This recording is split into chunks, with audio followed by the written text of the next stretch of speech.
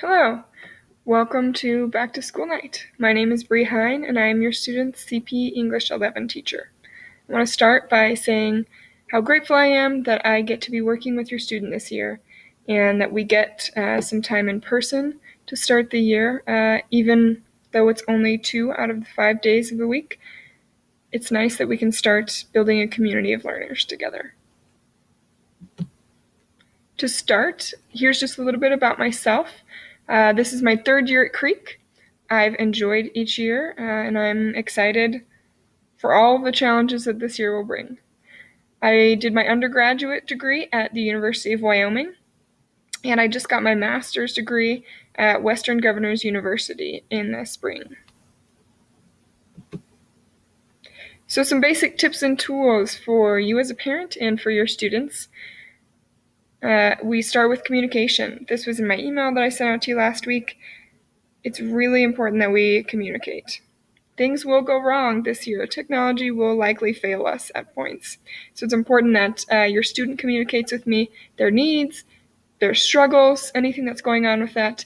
If they're stuck, if something isn't working, just email me where they can talk to me in class. I also have office hours on Monday from 10 to 11, and they can always schedule an appointment with me at another time, and we can do it most likely virtually.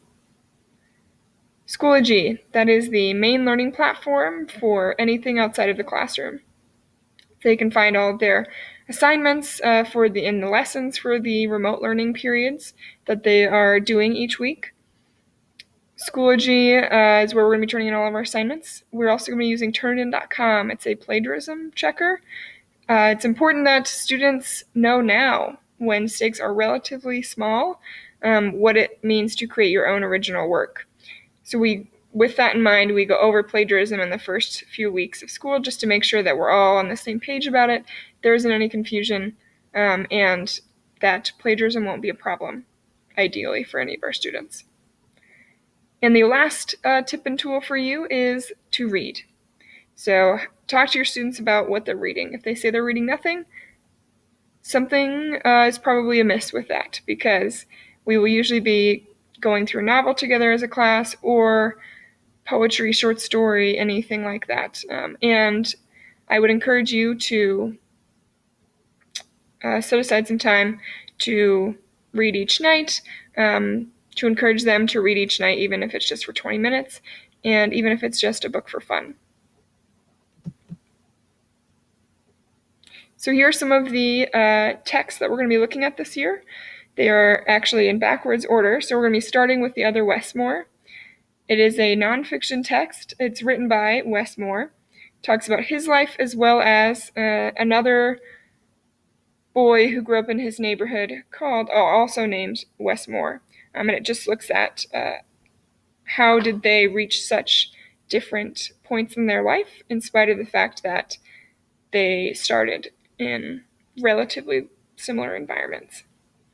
The next novel that we're going to be looking at, this will be mostly second quarter, is The Great Gatsby. We'll be doing a synthesis essay for this, so looking at some nonfiction articles as we read The Great Gatsby, and it will develop itself into a synthesis, argumentative essay on the American dream. In second semester, we'll start with 1,000 Splendid Suns. My students have always really enjoyed this one. It's very approachable, it's very thrilling, lots of twists and turns. It takes place in Afghanistan, and it follows the lives of 2 women over the course of about 30 years. And then the last piece that we're going to be looking at this year, or at least the last piece that I've planned for this year, because we all know that some changes might occur as the year goes on, is the play Fences. It's a great way to end the year. Talks a lot about baseball, talks a lot about race, and is kind of a spring send out for our students. So thank you for your time, and I just want to reiterate how excited I am to get to work with your student.